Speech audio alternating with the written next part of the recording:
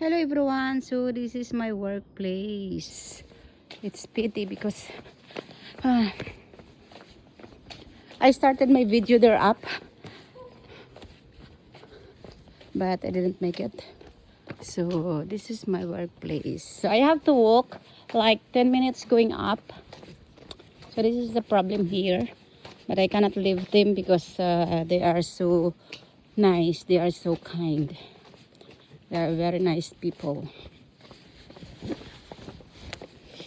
So no matter how far some of my works are, it's hard to live. This kind-hearted employer. So come with me, guys. I have to walk going up. I have to catch the bus. So this is it. The view here. It's foggy today and it's very, very cold. I felt very cold today. Unlike last week, it's not very cold.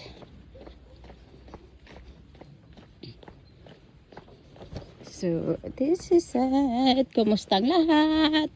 How's everybody? So this is life here in Europe, here in France.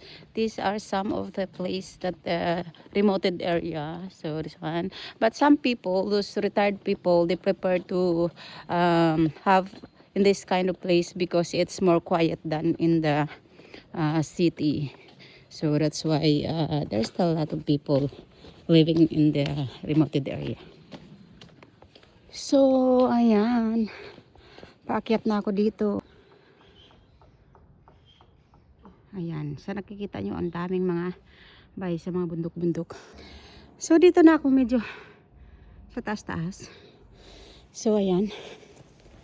Ay, kaya kailangan talaga dito marunong ka mag-drive. Kung pupunta ka dito sa Europe, kailangan marunong ka mag-drive. So ayan, nandito na ako sa taas. Nakikita nyo, nag-shortcut lang ako dito. So hingal ako. Binilisan ko kasi kailangan kong maabutan yung bus. So doon pa yung pinaka-gate. Diyan, sa makita nyo sa bulaklak nyo doon. Ayan, dyan ang pinaka-gate. Kaya ako guys, laking sisi ko na hindi ako nag-aral mag-drive. So mahirap kasi yung asawa ko. Puro kontra sa mga gusto kong gawin. Gusto ko mag-drive ng motor noon. Kasi may motor kami. Delikado daw. So ayan, sa inyo, never kayong maniwala sa mga asawa nyo. O sino man na ganito, delikado. Pero isipin nyo na lang na para sa sarili nyo. Para sa inyo yun. So ayun, gusto ko mag-aral noon ng mag-drive. Motor or sasakyan. So ayaw niya. So yun yung minsan yung ayaw ko din. Kasi panay siya kontra. Panay siya kontra sa mga gusto mong gawin. So yun ang problema.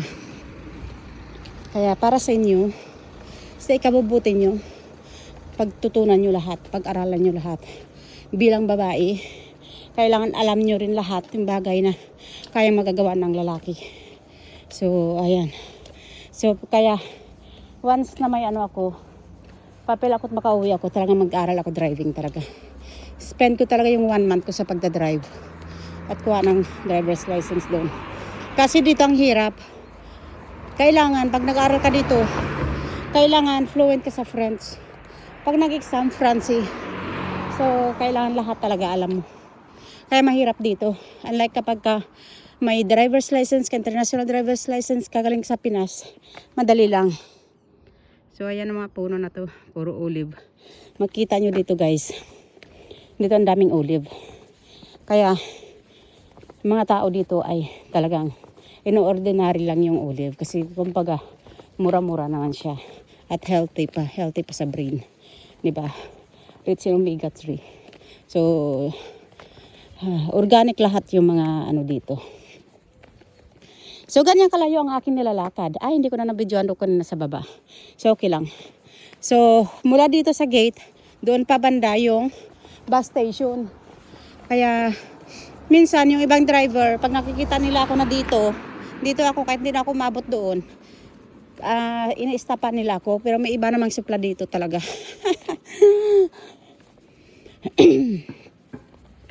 So ayan, di ba? So dati kapag may oras ako na matagal pa yung bus, dito ako nag-i-stay ako dito ako kumain, no? Kasi dito noon mataas-taas yung mga damo, mataas yung mga ano, hindi ako nakikita ang kumakain diyan. 'Di ba? Tsaka ang sarap siya mag-relax kasi minsan. Sarap mag-content siya dito kasi pwede kang mag-content, video mo kunwari nagpupupo ka, 'di ba?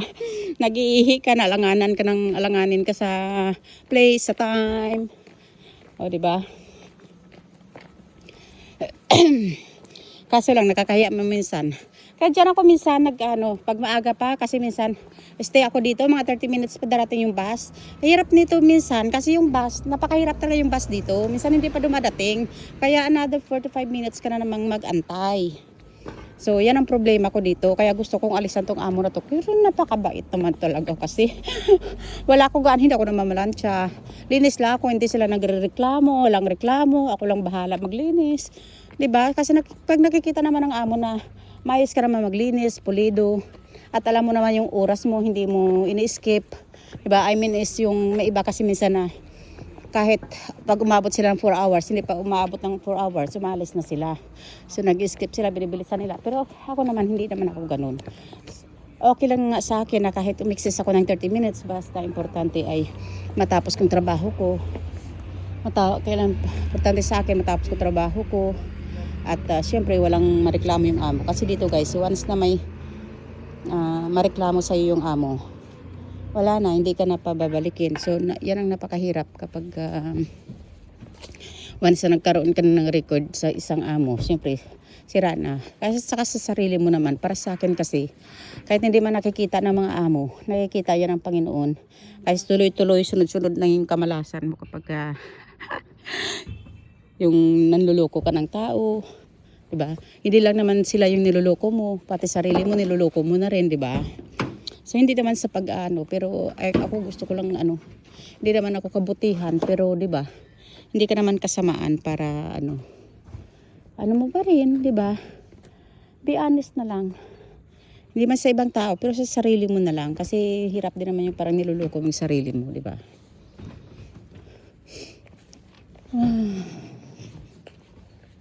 So, ganyan yung buhay dito guys. Antay-antay. Napakaliblib na kasi ng lugar na to. Pero, syempre siguro, kailangan ko bumili ng Trotonit. Pero minsan kasi, delikado naman Trotonit kasi. May nakilala kasi ako na kahit magaling pa siya na sumimplang pa. Kaya aksidente minsan, hindi mo alam kung kailan. 'Di ba? Sumimplang siya sa Trotonit tapos laki ng ng hiwa sa mukha niya, tinahi. So ayaw ko naman mangyaring ganoon, Diyos ko. Mukha na nga lang, hindi na nga tayo kagandahan, mukha na nga lang ang puhunan natin, di ba? Kaya lagi talaga ingat talaga sa mukha kasi yung tao kapag nakikipag-usap ka sa mukha nakatingin, di ba? Hindi naman sa baba. So ito lang nakakatawa sa akin minsan kasi kahit so happy ako kapag nagvi-video, kahit nag-aantay ako dito. Sarili ko lang kinakausap ko, 'di ba? Saan ka pa? Parang 'yun ang kasabihan na depends on you on how you enjoy yourself. 'Di ba? So kahit saan ka man makarating, actually dito boring talaga dito, guys. Kung hindi ka wala ka talagang oras makipag-associate sa iba, Pero wala rin kasi ako naranasan ko na galing sa Hong Kong. Saan-saan makapunta, gala-gala, mga kaibigan, barkada. So gastos lang ang nangyayari. Ba? So ako ngayon sa nagkakaedad na tayo, kailangan natin ng ipon, kailangan natin ng may naipundar. Yun ang pinaka-importante kasi grabe ang daming tao dito guys na tumanda na dito, walang napundar sa Pinas. Siyempre ini-enjoy yung karangyaan ng buhay dito, kumita ka dito. Tapos alam mo yung mura ang lahat. Tapos nag-enjoy ng sarili, tapos hindi na namalayan lalo na ngayon, napakabilis ng panahon. So nag-enjoy ka nga, hindi mo namamalayan yung panahon. Matanda ka na pala, hindi mo na kaya magtrabaho. Minsan datnan ka pa ng sakit, 'di ba? So, yun yung punto doon Kaya kailangan talaga mag-ipon. So, yun. Kasi hindi mo na mamalayan ng panahon. Matanda ka na pala. Sayang, yung mga panahon na dapat nakaipon ka na, nakapundar ka na, dapat ando na yun, ando na tayo yun. Pero, wala, hindi mo na maibalik. Lumipas man ang panahon, hindi mo na kayang maibalik, di ba? Kaya, ang kalimitan ang sabi nila, sa mga anak na lang nila, gawin ng mga anak nila. So, paano magawa ng mga anak kung sila mismo hindi nagawa sa sarili, di ba? Kaya, minsan, hindi natin kayang magsabi ng ganung bagay kapag hindi natin na-prove sa sarili natin na kaya natin gawin yun. Kapag hindi mo nagawa ang bagay na yun, hindi mo kayang hanggang salita ka lang. So maraming magre-react ng mga tao na hanggang salita ka lang naman, di ba?